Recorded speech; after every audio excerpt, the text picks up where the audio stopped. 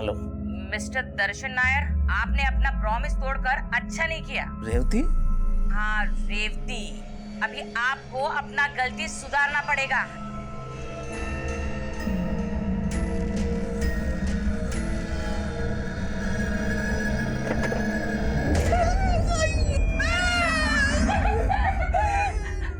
प्रीति, दमयंती, तुम लोगों ने किया ना? हैं? तुम लोगों ने किया। अब्बा, आज आपने बोला था कि आप हमें फन सिटी लेके जाओगे, लेकिन आप नहीं लेकर गए और इसीलिए हमने आपको जोकर बना दिया। अब्बा अभी आपको अपना प्रॉमिस पूरा करना पड़ेगा और हम सबको कल फन सिटी लेके जाना पड़ेगा। हाँ ओके बाबा ओके, हम तुम सबको फन सिटी लेके जाएगा, नहीं तो तुम लोग मेरा ड्रैकुला बना देगा।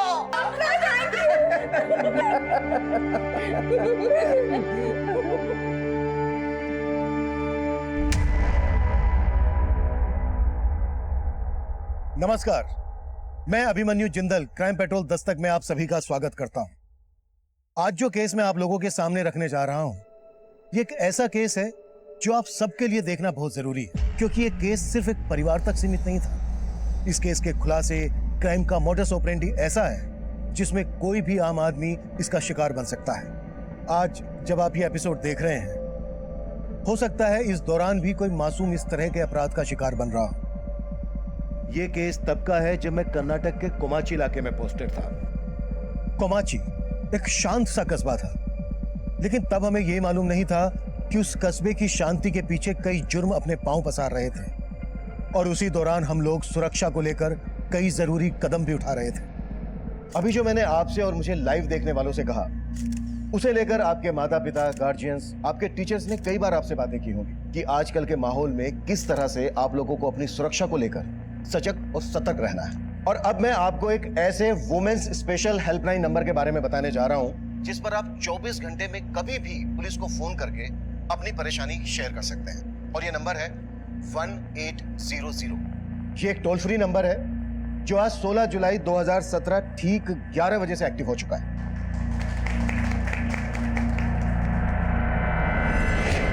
अगर आप किसी ऐसे रास्ते से गुजर रहे हैं जो आपको लगता है कि वो रास्ता सेफ नहीं है, जहां रोड साइड मजनुओं का जमघट है, या आप किसी भी मुसीबत की घड़ी में हैं, तो प्लीज आप तुरंत इस हेल्पलाइन नंबर पर कांटेक्ट कीजिए। आपका ये कॉल ऑटोमेटिकली पास के पुलिस स्टेशन और पेट्रोलिंग टीम को डाइवर्ट हो जाएगा, और इस एरिया में इस नंबर पर आई शिकायतों को मैं खुद मॉनिटर करूंगा। मैं आप सभी को यह विश्वास दिलाना चाहता हूं कि जल्द से जल्द आप लोगों की सहायता की जाएगी, आपकी परेशानी दूर की जाएगी। अब मैं अपनी टीम के साथ इस नंबर का आपको डेमो देने जा रहा हूं। मान लो हमारी टीम की सदस्य उमा एक विक्टिम है, इस वक्त किसी मुसीबत में है, और वो इस टोल फ्री नंबर पर कॉल करते हैं। Uma? Yes sir. Uma, missed call नहीं करना है, पूरा कॉल करना है। लेकिन सर, मैंने तो अभी कॉल किया ही नहीं आपको। शायद जो कोई हमें लाइव देख रहे होंगे उन्होंने कॉल किया होगा, टेस्ट कॉल। मैं कॉल बैक करता हूं।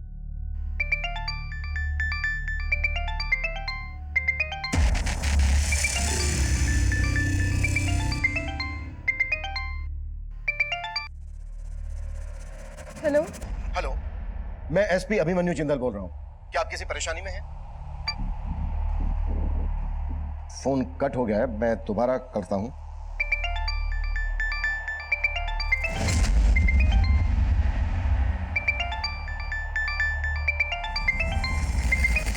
हेलो, आप कुछ बोल क्यों नहीं रही हैं? प्लीज बताइए, हम क्या मदद कर सकते हैं आपकी? देखिए, अगर आप कुछ हमें बताएंगी नहीं तो हम आपकी मदद कैसे करेंगे? प्लीज बोलिए। सर, मैंने क्राइम किया। देखिए, ऐसा नहीं बोलते। प्लीज आप हमें बताइए कि इस वक्त आप कहां पर हैं, आपका नाम क्या है?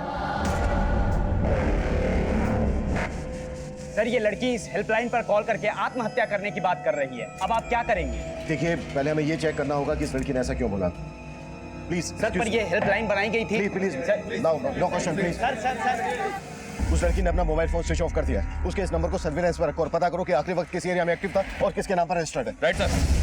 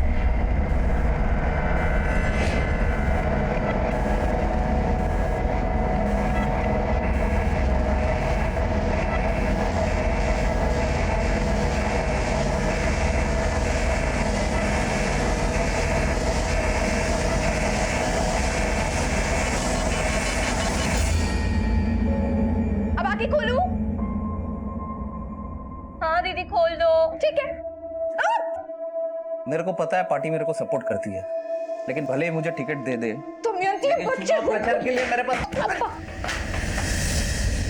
प्रीति, क्या किया? कर दिया ना नुकसान। अम्मा क्यों मारा इसको? निशा मस्ती मस्ती मस्ती, बस मस्ती मस्ती करना है खाली। अम्मा बच्ची है वो, चलता है ये सब।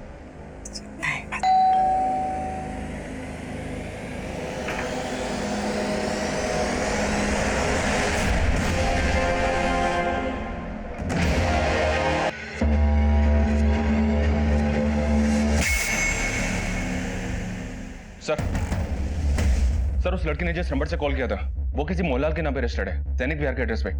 और जब उस नंबर से लास्ट कॉल किया गया तब वो नंदी नगर में एक्टिव था। तुरंत मोहनलाल के एड्रेस पे जाओ, हो सकता है लड़की मोहनलाल की कुछ लगती हो। इसका नाम पता करो, फोटो लो, कैसे भी करके ये पता लगाओ कि नंदी नगर में ये लड़की इस वक्त कहाँ हो सकती है। हमारे लिए ये जानना बेहद जरूरी है कि इस लड़की ने ऐसा क्यों कहा, किसने कोई क्राइम किया है और ये सुसाइड करने वाली है।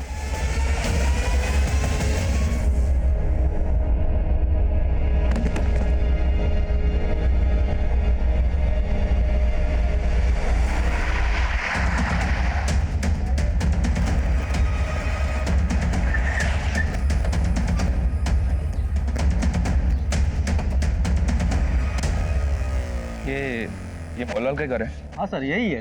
तो इनके घर में कौन कौन रहता है? सर इनका पूरा फैमिली चेन्नई रहता है। कोई नंबर वगैरह है आपके पास? हाँ सर है। दीजिए प्लीज।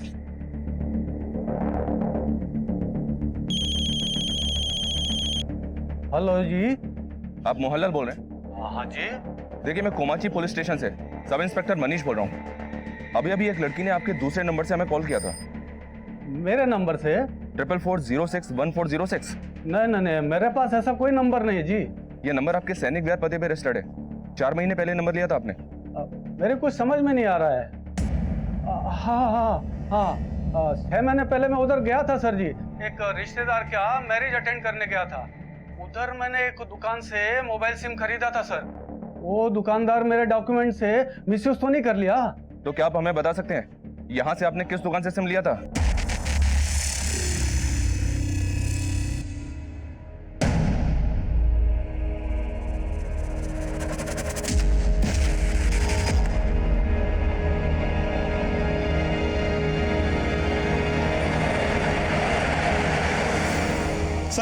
सर उस लड़की का नंबर अभी अभी नया नगर में ऑन हुआ है।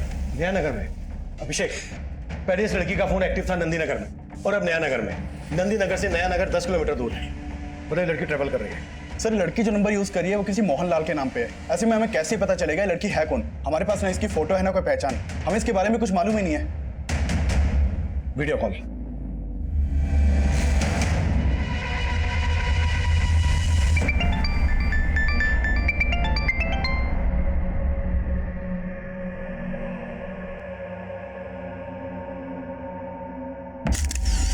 हेलो बेटा, मैं अभिमन्यु जिंदल। पहले आपकी मेरे से ही बात हुई थी। देखो बेटा, मैं समझ सकता हूँ आप किसी वजह से गिल्ट में हो। देखो बेटा, आप अभी बहुत छोटे हो सकता है आपसे कोई भूल हुई हो, लेकिन ऐसी कोई भूल नहीं है जो सुधारी ना जा सके। आप हमें खुल के बताइए, आपको क्या हेल्प चाहिए हमारी? नाम क्या है बेटा आपका? आपके पेरेंट्स कौन है? आप कहाँ रहती हैं? हम आपकी मदद जरूर करेंगे। नहीं, आप मेरी कोई मदद नहीं कर सकते। स्विच ऑफ कर दिया। अभिषेक, मुझे लग रहा है ये लड़की कुछ भी कर सकती है और हमें इसको ऐसा करने से रोकना होगा। इसका फोटो मैं तुम्हें सेंड कर रहा हूं। सभी सोशल साइट्स और न्यूज चैनल में ये फोटो सर्कुलेट करो।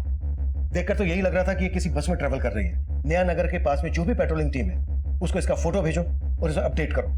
इस लड़की की उम्र 16 से 17 साल की होगी, मतलब ये जरूर किसी स्कूल या कॉलेज में जाती होगी। आसपास के जितने भी स्कूल कॉलेजेस हैं सब जगह पता करो। हो सकता है वहां से इसके घर वालों के बारे में हमें पता चल जाए। Quick sir.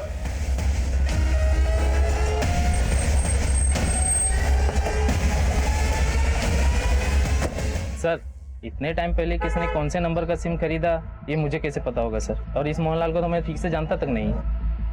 इस लड़की को जानते हो? शायद मोहनलाल के डॉक्यूमेंट पे इसे सिम दिया हो। नहीं सर, मैं इसे नहीं जानता। और सर हम ऐसा काम नहीं करते। और 6 महीने पहले तक तो बिना डॉक्यूमेंट्स के भी सिम मिल जाया करते थे। शायद वहीं से लीक हुआ हो मोहनलाल का डॉक्यूमेंट्स। ये वही लड़की है जिसने पुलिस के हेल्पलाइन नंबर पर फोन करके ये बोला था कि उसने कोई क्राइम किया है और वो सुसाइड करने वाली है। आखिर क्या वजह रही होगी, इसका पता अभी तक पुलिस भी नहीं लगा पाई है।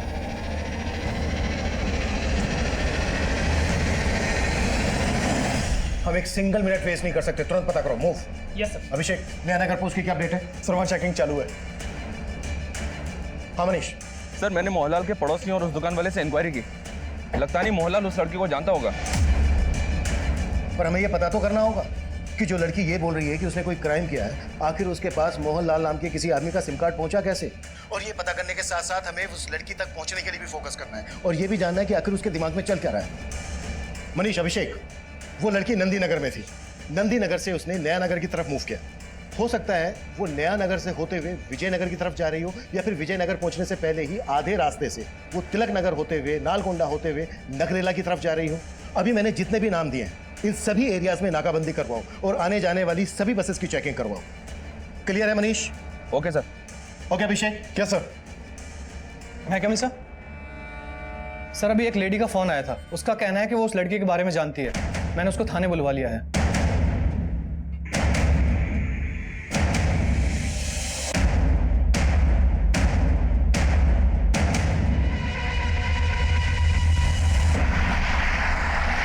वो लड़की शायद इस वक्त नया नगर में एक बस में ट्रेवल कर रही है। इस रूट की सारी बसेस अच्छी तरह से चेक करो।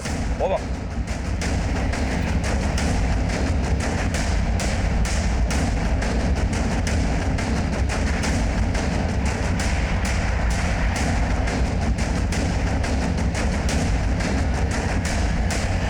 उस लड़की का नाम प्रीति है और वो हमारे स्कूल में पढ़ती है। उस स्कूल की मैं प्रिंसिपल हूँ। प्रीति? और ये प्रीति रहती कहाँ है? स्कूल के डेटाबेस से मैंने ये एड्रेस निकाला है। उसकी माँ का नाम रेवती नायर है और वो विडो है। प्रीति के फादर नहीं है? जी सर। अभिषेक, मनीष को ये एड्रेस सेंड करो और उससे कहो कि प्रीति की फैमिली से तुरंत जाके मिले। सर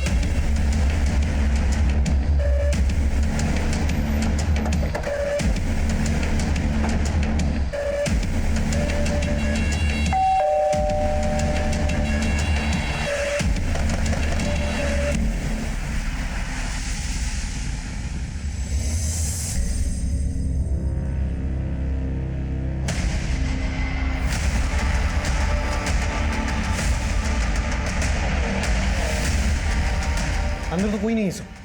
किसी पड़ोसी को बुलाओ तुरंत। जी सर। ये तो रेवती है, प्रीति की माँ। प्रीति की माँ रेवती? यहाँ प्रीति और इनके अलावा और कौन कौन रहता है? रेवती के चाचा का घर है ये।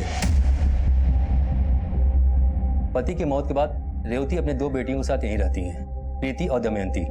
इसके अलावा इनके चाचा के बहू बेटे और 2 पोते भी रहते थे। तो बाकी फैमिली कहाँ है?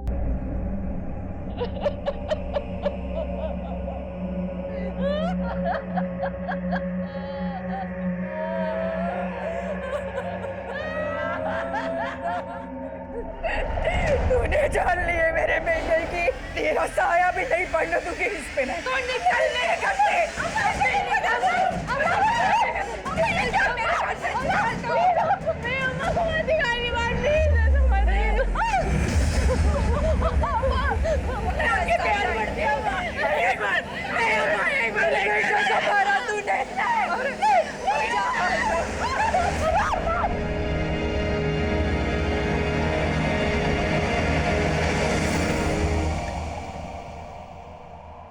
चलो आ जाओ, जिसको जो नाश्ता पानी करना है कर लो, आ जाओ।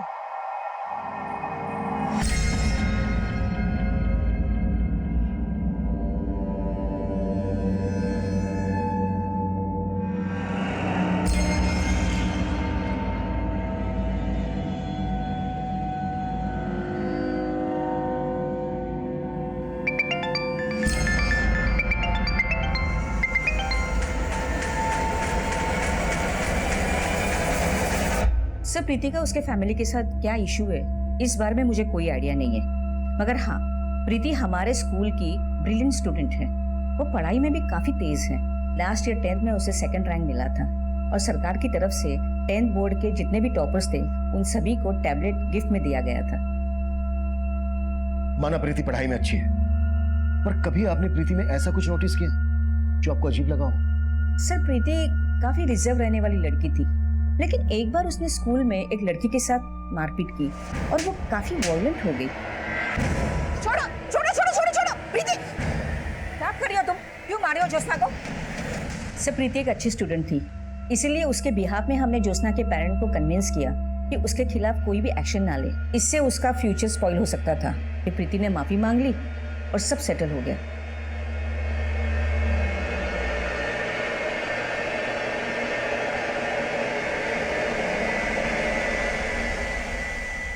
सर प्रीति का नंबर फिर से तिलक नगर में ऑन हुआ है।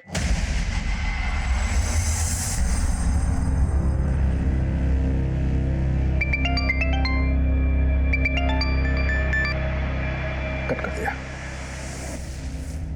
प्रीति, हमें मालूम चल गया है तुमने क्या किया है। तुम डरो मत, हमारे पास आओ, हम तुम्हारी मदद करना चाहते हैं।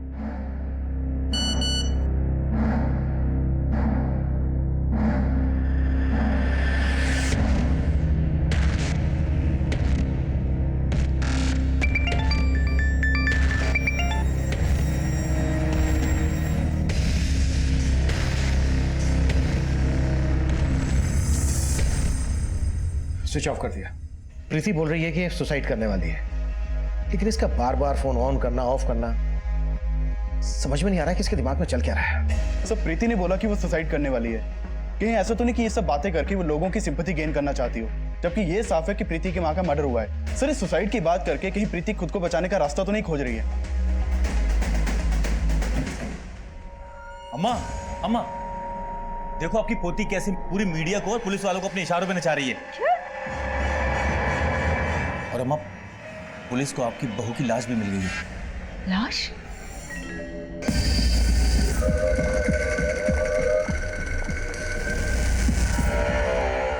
सर, रेवती के पति की मौत करीब 1.5-2 साल पहले हो गई थी।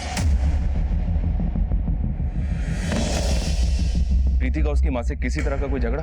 आए दिन का झगड़ा, क्योंकि ये प्रीति के सगे नाना थोड़ी थे, इसीलिए मामा मामी इन लोगों को अपना बोझ समझते थे। प्रीति के नाना सगे नहीं है मतलब? रेवती के माँ बाप तो काफी पहले ही गुजर गए थे और पति की मौत के बाद ससुराल वालों ने भी घर से बाहर निकाल दिया। और सर, प्रीति के मामा मामी के बच्चों के साथ जब भी प्रीति का झगड़ा होता था, प्रीति की माँ बेचारी प्रीति को ही गलत ठहराती थी। विशाल, तूने मेरी बुक फाड़ दी। खबरदार, आज के बाद जो मेरी बुक फाड़ी। क्या चल रहा है यहाँ? प्रीति दीदी ने मुझे मारा। मैंने कितनी बार बोला तुम दोनों को इस लड़की से दूर रहा करो। क्या हो रहा है ये सब? आपकी नवासी ने मेरे बेटे को मारा। नाना, इन लोगों ने मेरी बुक फाड़ दी। फाड़ दी तो क्या हुआ? हमारे दिए पैसों से पढ़ती है और हमारे ही बच्चों पे रौब जताती है। देखा रेवती, इस लड़की के तेवर अब बच्चों पे हाथ भी उठाती। ये क्या है प्रीति? हाँ, जिनका दिया खाती है उन्हीं के साथ लड़ती है तू? अम्मा, लेकिन चल चल चल।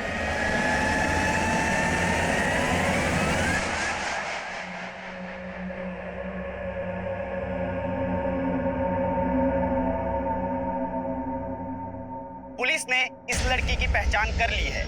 इसका नाम प्रीति है। अगर आपको कहीं भी ये लड़की दिखाई दे तो तुरंत पुलिस के नीचे दिए गए नंबर्स पर संपर्क करें।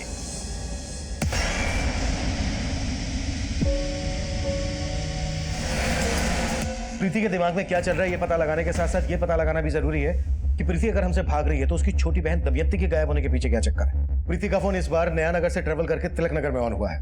इसका मतलब यह है कि प्रीति नागरेगा की तरफ ट्रेवलिंग कर रही है। सभी पेट्रोलिंग टीम को अपडेट करो और प्रीति के स्कूलमेट से भी मिलो, उनसे शायद हमें कोई लीड मिल सकती है। प्रीति के सभी दोस्तों को बोलो कि लगातार वो प्रीति को कांटेक्ट करते रहें और अगर किसी की भी प्रीति से बात होती है तो वो कैसे भी करके प्रीति को वापस बुलाने के लिए कन्विंस करें, कैसे भी करके। सर, ये सब देख के हमने प्रीति को कई दफा फोन लगाया था, लेकिन उसका फोन स्विच ऑफ आ रहा था। किस नंबर पे फोन लगा रहे थे आप?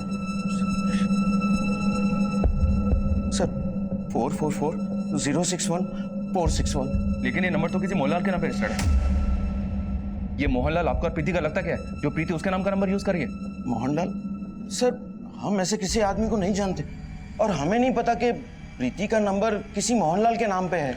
तो फिर आप लोग जानते क्या है? देखिए सर, प्रीति क्या करती थी क्या नहीं करती थी वो हमें कुछ नहीं बताती थी, बल्कि रेवती दीदी तो खुद उससे तंग आ गई थी। बहुत हाथ उठने लगा है तेरा। क्यों मारा तुमने विशाल को? अम्मा, गलती उन लोगों की थी और आप मुझे बोल रही हो। आप माँ हो या दुश्मन? दुनिया लड़की की दुश्मन ना बन जाए इसलिए एक माँ को अपनी बेटी की दुश्मन बनना पड़ता है। तुम जब मेरी तरह 2-2 बेटियों की माँ बनोगी ना तब तुम्हें पता चलेगा। हम यहाँ रहते हैं और यहाँ कहीं खाते हैं। रहने दो अम्मा, आपको ना मेरी पड़ी ही नहीं है और मैं ये आजमा के भी देख चुकी हूँ। शायद दादी सही कहती थी, आप मेरी नहीं अप्पा की भी दुश्मन थी। सर प्रीति के तेवर बिल्कुल उसकी दादी के जैसे होते जा रहे थे।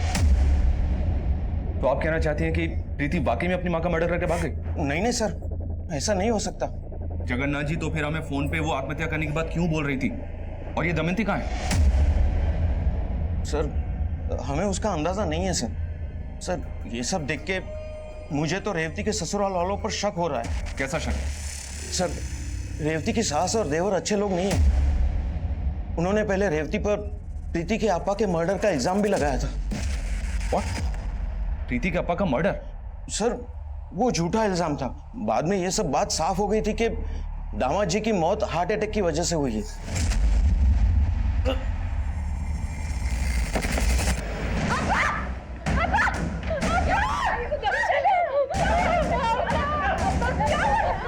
सर ये सब उनकी चाल थी। ये सब करके वो रेवती और उनकी बेटियों का जायदाद पे से हक मारना चाहते थे।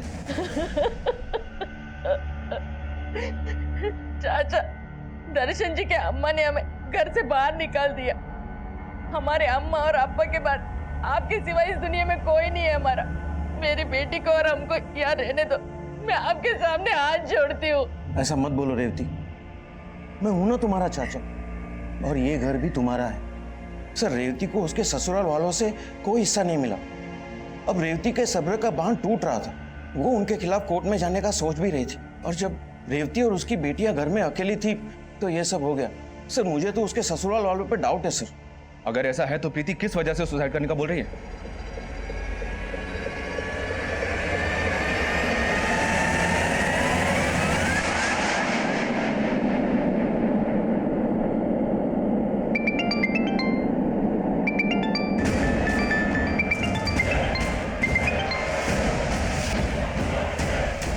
प्रीति अपने फादर के क्लोज होगी। प्रीति के फादर की मौत संदिग्ध परिस्थितियों में हुई थी। तब हम यह मानकर चल रहे थे कि अगर प्रीति की दादी प्रीति की मां पर प्रीति के फादर दर्शन की मौत का आरोप लगा रही थी, तो हो सकता है यह बात काफी पहले उसके दिलो दिमाग में घर कर गई हो और रेवती का मर्डर प्रीति के फादर दर्शन की मौत का बदला हो। लेकिन इस थ्योरी पे सबसे बड़ा प्रश्न चिन्ह यह था कि प्रीति की छोटी बहन दमयंती कहां गायब थी। इसलिए हम एक दूसरी थ्योरी बना रहे थे, और वो ये कि शायद प्रीति का हमें फोन करना, सुसाइड करने की बात करना किसी की कहीं कोई चाल तो नहीं है। शायद दमयंती को किसी ने अगवा करके प्रीति को ये सब करने के लिए, बोलने के लिए मजबूर किया हो। इस थ्योरी को लेकर प्रीति की दादी और चाचा हमारी रडार पर थे। सुबह 11 बजे हमें प्रीति का कॉल आया था। उसके बाद 4 घंटे बीत चुके थे और प्रीति हमें हमसे काफी दूर नजर आ रही थी। इसी बीच प्रीति की एक स्कूल फ्रेंड का बयान सामने आया, और उसका वो बयान इस केस को एक नया एंगल दे रहा था। सर ये प्रीति की अच्छी दोस्त है, ये नैनिका।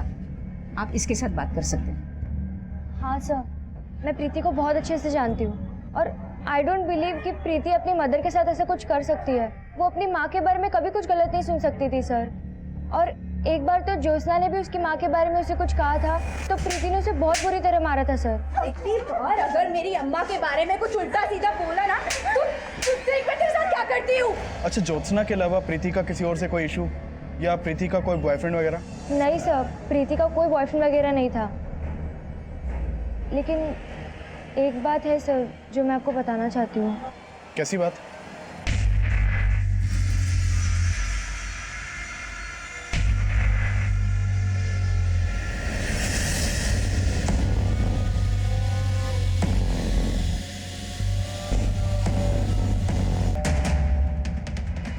रुक्मणी जी घर पे हैं क्या? जी हाँ सर, मेरे बेटे को हार्ट अटैक जरूर आया था, लेकिन हार्ट अटैक दिलवाया भी जा सकता है। मेरे को लगा रेवती ने ही खाने में कुछ मिला के दर्शन को दे दिया होगा सर। लेकिन ऐसा कुछ भी साबित नहीं हुआ था। और रेवती को घर से निकाल के उसे अपनी प्रॉपर्टी से बेदखल ही नहीं किया, बल्कि आपकी बातों का उसके दिलो दिमाग पे ऐसा असर हुआ कि वो भी अपनी माँ पे शक करने लगी। हो सकता है कि आपने उसे बरगलाया हो सकता है कि आप लोगों का भी रेवती के मर्डर में हाथ हो। अब ये क्या बोल रहे हैं सर? अरे प्रीति खुद बोल रही है कि ये क्राइम उसने किया है और इसी वजह से वो सुसाइड करने वाली है। हाँ सर, आप उल्टा हम पे आरोप लगा रहे हैं। प्रीति को छोड़ और चुपचाप ये बता, दमयंती को कहाँ गायब कर दिया? हाँ, आप ऐसे ही हम पे शक नहीं कर सकते हैं। और रही बात रेवती भाभी के हिस्से की, तो आपको एक बात साफ कर दूं, दर्शन अन्ना ने अपनी मौत के पहले ये घर तक गिरवी रख छोड़ा था। चुनाव लड़ने का शौक था उनको, और एमएलए की टिकट की लालच में सर उन्होंने लाखों रुपए बाहर से उधार लेकर पार्टी को दान दे दिया था। लेकिन सर उसके पहले उनकी मौत हो गई और रेवती भाभी को देने के लिए कुछ नहीं था उनके पास। और दर्शन अन्ना अपना तो क्या सर, मेरे हिस्से तक का पैसा डुबो बैठे हैं। और सर आपको तो पता कि पार्टी वाले किसी का पैसा लेने के बाद वापस तो करते नहीं है। ये एमएलए का टिकट कौन सी पार्टी दे रही थी उन्हें? सुन, प्रीति का बाप मेरी पार्टी का कार्यकर्ता था। मैं किसी भी हाल में फंसना नहीं मांगता है। कुछ भी हो जाए, इस सब का मेरी पार्टी की छवि पर कोई बुरा असर नहीं होना मांगता है।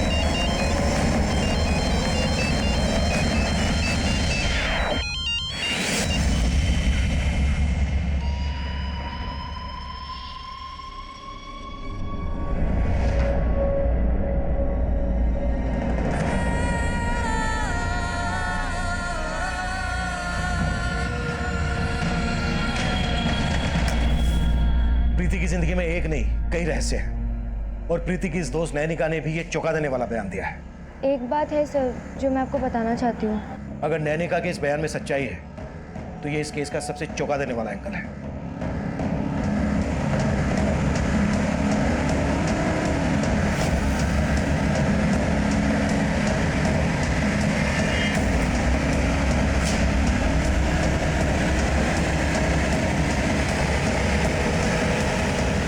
सुनो, ये इस लड़की को देखा है?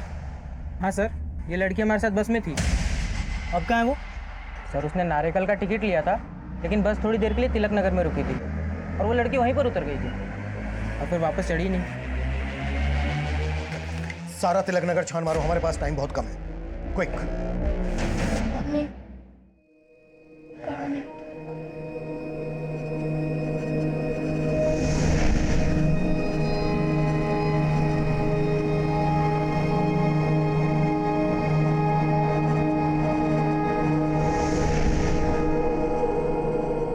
सर ये सरासर झूठ है। भला मैं अपनी नवाजी के साथ ऐसा क्यों करूंगा? लेकिन उसकी दोस्त नैनिका ने तो हमें यही बताया।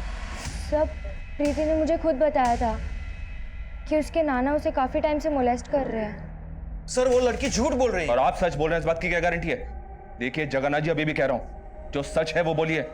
आपकी बेटी का मर्डर किसने किया? दमयंती और प्रीति कहाँ है, बताइए।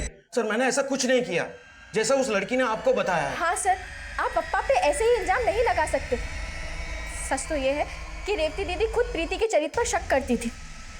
बोल, कौन था वो लड़का? अम्मा बेवजह मुझ पे शक कर रही हो, मैं नहीं जानती उस लड़के को। लेकिन मैं तुमको अच्छी तरह से जानती हूँ। क्या चल रहा है तेरा उस लड़के के साथ? बोलना। कुछ नहीं चल रहा है। आपको मुझ पे ट्रस्ट नहीं है क्या? देख, मुझे घुमाने की कोशिश मत कर तू। मैंने देखा वो लड़का और तुम एक दूसरे को कैसे देख रहे थे। अगर ऐसा ही चलता रहा तो आईपीएस बनने का सपना कैसा पूरा करेगी तू अपने अप्पा का? हाँ, बोलना। सर आप प्रीति की दोस्त पर भरोसा मत कीजिए। नैनिका ने वही कहा होगा जो प्रीति ने उसे बोला होगा। सर प्रीति नादानी में आकर हम सबसे बदला लेने के लिए सब कर रही है। भले ही अप्पा ने प्रीति को बचाने के लिए बोला हो कि उसने अपनी माँ को नहीं मारा, लेकिन सर प्रीति ऐसा कर सकती है। और सर प्रीति को ही पता होगा कि दमयंती कहाँ है। हाँ अभिषेक सर, मैंने प्रीति के उस नंबर के कॉल रिकॉर्ड चेक किए जो मोहनलाल के नाम पे रजिस्टर्ड है। सर उस नंबर के कॉल रिकॉर्ड में मोहनलाल के नाम पे रजिस्टर्ड एक दूसरा नंबर भी मिला है। मोहनलाल का दूसरा नंबर? हाँ सर। सर ये नंबर प्रीति के साथ लगातार ट्रैवल कर रहा था हो सकता है कि प्रीति के साथ कोई हो जो मोहनलाल के नाम पे रजिस्टर्ड इस नंबर को इस्तेमाल कर रहा हो। मोहनलाल का ये दूसरा नंबर ऑन है अभी? सर ये नंबर इस वक्त तिलक नगर के ज्ञानेश्वर कॉलोनी में एक्टिव है। इस नंबर को सर्विलेंस पे रखो और ज्ञानेश्वर कॉलोनी की पेट्रोलिंग टीम को अपडेट करो। शायद प्रीति हमें वहीं मिल जाए।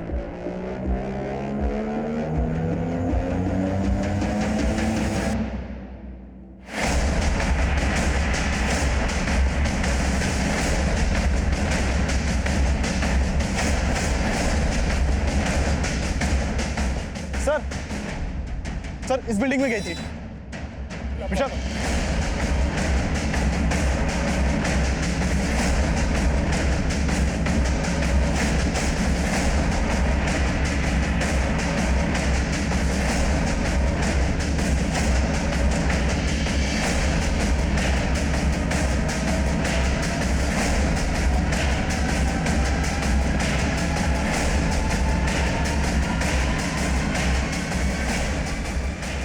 सर ये देखिए